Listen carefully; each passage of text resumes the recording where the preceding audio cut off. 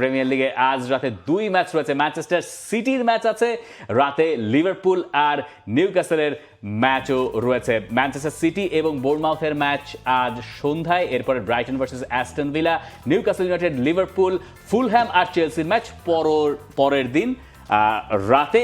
তবে Manchester city দিয়ে একটু শুরু করা যাক। ম্যান সিটির কোচ এনজো মারেস্কা এরই মধ্যে চাপে পড়ে গেছেন।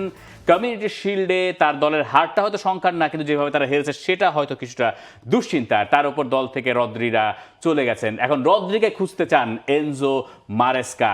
বলছেন আমাদের নতুন রদ্রি খুঁজতে হবে। সোজা কথা, রদ্রি এখানে আসার আগে ব্যালন ডিওর যেতে নাই, চ্যাম্পিয়ন্স লিগ যেতে নাই, ক্লাব বিশ্বকাপ যেতে নাই, এরপর এখানে সব অর্জন করলো। আমাদের লক্ষ্য এবার নতুন রদ্রি খোঁজা। আমি জানি না উনি আসলে ওই ক্লাব বিশ্বকাপের কথা বললো কেন, উনি জিতছে দেখে।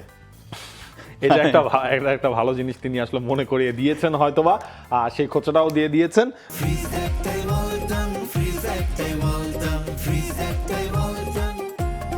রড্রিকে তো রড্রির গোল্ডেন টাইমটা আমরা ম্যানচেস্টার সিটির এই এরাটার টাইমে আলটিমেটলি দেখেছি। এখন ম্যানচেস্টার সিটি যেহেতু রড্রি ছেড়ে দিয়েছে, মানিয়ে নিতে হবে সিটিকে।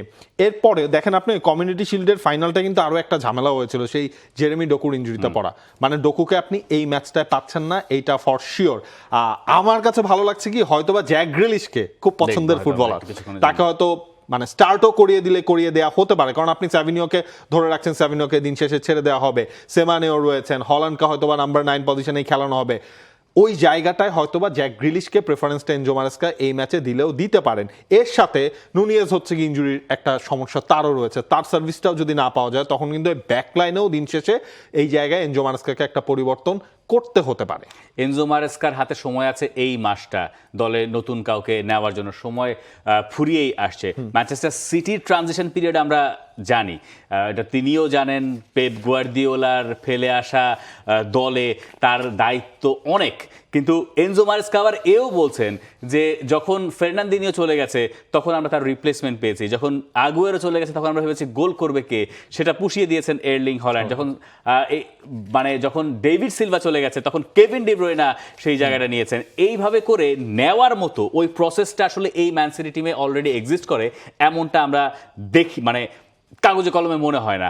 যদি কেউ একজন সেই জায়গাগুলো নিতে পারেন, সিটির স্কোয়াড ডেপথ একেবারে খারাপ না, কিন্তু সেখান থেকে যারা নিয়মিত এতদিন সুযোগ পাচ্ছিলেন না, তারা যখন সুযোগ পাবেন, তারা যদি সেগুলো কাজে লাগাতে পারেন, তাহলে আমার কাছে মনে হয় ম্যান সিটির পক্ষে একটা ভালো স্টার্ট পাওয়া সম্ভব। আনলেস এইটা বেশ ডিফিকাল্ট এই সিটির জন্য আমার মনে হয়। এবং অন্য দিকটায় যদি আপনি দেখেন, লিভারপুলের ওপরে তো আসলে চাপ থাকবে। হ্যাঁ, একটা নতুন শুরু তাদেরও হচ্ছে। ইরাওলা, তার হচ্ছে শুরুটা কেমন হয়। এই ইরাওলা আবার হচ্ছে আপনার নিউক্যাসলের এগেনস্টে তার ম্যানেজারিয়াল ক্যারিয়ারে 6 ম্যাচের একটাও তিনি হারেন নাই। 2 নতুন কোচই, নিউক্যাসলেরও নতুন কোচ, ইরাওলারও নতুন কোচ। তবে নিউক্যাসল আলটিমেটলি এই সিজনে তাদের রিশেপটা কিভাবে হয়, গর্ডন চলে গেল, ব্রুনো গিমারেস সেই জায়গায় চলে গেল, সান্ড্রো তোনালি চলে গেল, তাদের ওই শেপটা কেমন হয় এইটা হচ্ছে আলটিমেটলি হয়তোবা প্রথম ম্যাচ থেকেই বোঝা যাবে। জোয়েলিংটন তিনিও নাই, লিভারম্যান তো হচ্ছে গিয়ে ইনজুরি, তারও হচ্ছে গিয়ে থাকা হচ্ছে না। তো এইটা হচ্ছে লিভারপুলের জন্য একটা সুযোগ পূর্ণ কনফিডেন্স নিয়ে লিগটা স্টার্ট করা, কারণ এই টিমটাতেও তো আসলে লিভারপুলেরও তো ইনজুরি প্রবলেম হচ্ছে রয়েছে বেশ খানিকটা। লিভারপুলের অনেকগুলো দুশ্চিন্তা নিয়ে মৌসুম শুরু হচ্ছে। প্রথমত আমরা তো নতুন 2 কোচের ম্যাচ দেখবো, তাই না?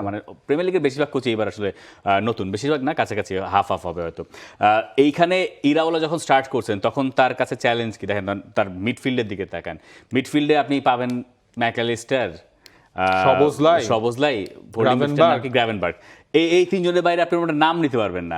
মোহামেদ সালাহ, যার কত 237টা গোল মনে হয়, 250-250-র আশপাশে, 444 ম্যাচে, এই গোলের সার্ভিস আপনাকে কে দেবে? একটা রিপ্লেসমেন্ট আপনি এখনো খুঁজে পান না, এখনো বার করার পেছনে ছুটছেন। এইখানে আপনার দলে এতগুলো শূন্য স্থান রাতারাতি আপনি পূরণ করতে পারবেন না। সো ইরাওলার জন্য ওই চ্যালেঞ্জের ভেতর থেকে আরেকটা চ্যালেঞ্জ হচ্ছে ইসাকের কাছ থেকে সেরাটা বের করা। আজকের এই ম্যাচে ইসাক নামবেন তার সাবেক ক্লাবের এগেইনস্টে খেলার কথা। ইসাক যদি এই মৌসুমটায় টেনে দিতে পারেন লিভারপুলকে, এইটাই আমি দেখি যে লিভারপুলের সবচেয়ে ভালো সুযোগ, যেখানে ইরাওলা হয়তো একটু ইজ নিয়ে সামনের দিকে এগুতে পারবেন। এই ছাড়া এখনো মনে হচ্ছে যে এই লিভারপুল দলটা ওই জায়গায় কম্পিট করার মতো জায়গায় যাওয়া থেকে কিছুটা দূরেই আছে। এবং দিন শেষে ধরেন হচ্ছে রাইট সাইড এনগুমোয়ার উপরে আপনার ভরসা রাখতে হবে। এছাড়া তো খুব বেশি অপশন যে আপনার কাছে আছে সেটাও হচ্ছে না। কিয়েজাকে এই ফার্স্ট ম্যাচটার আগে ট্রেনিংয়েই রাখা হয় নাই। কিয়েজাও আমার যেই কিয়েজাকে আমরা দেখেছি তাকেও আসলে এইভাবেই হয়তো বা আমরা লিভারপুলে দেখবো, তার জায়গা পরিবর্তন না হওয়া পর্যন্ত। দেখেন না কিয়েজা ইতালি টিমে ডাকে কাজে খেলবো না, মানে এরপর থেকে কিয়েজার ব্যাপার স্যাপারে একটু আলাদা। তো এই তো আলোচনা, হ্যাঁ। চেলসি আর ফুলহ্যাম নিয়ে এক লাইনের কথাটা বলে দেন। জাভি আলোনসোর নতুন শুরু, শাবি আলোনসো আর ওই পাশে আলভারো আরবেলোয়া, যেটা নিয়ে আমরা বলছিলাম আগের দিন কথা বলছিলাম। তো ওই ম্যাচটাও একটা আলাদা আকর্ষণ থাকবে।